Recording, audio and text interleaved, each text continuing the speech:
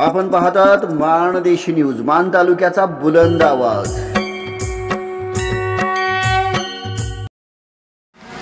मसवड येथील कुमार इलेक्ट्रिकल या दुकानाला नुकती शॉर्ट सर्किटमुळे आग लागलेली होती। या आगीमध्ये लाखो रुपयाचं इलेक्ट्रिक साहित्य जळून खाक झालेलं आहे।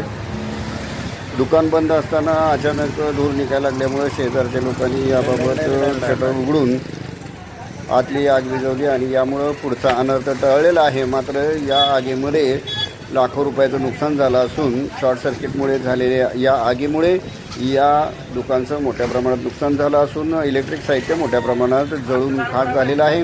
आपण पाहतात माणदेशी न्यूज। आपल्या परिसरातील अशाच बातम्या पाहण्यासाठी आमचं चॅनल आहे, या चॅनलला सबस्क्राईब करा आणि आपल्या परिसरातील बातम्या लगेचच आपल्या मोबाईलवर मिळवा। आपलं चॅनल माणदेशी न्यूज, माणदेशी न्यूजच्या या चॅनलला आपण सबस्क्राईब करा।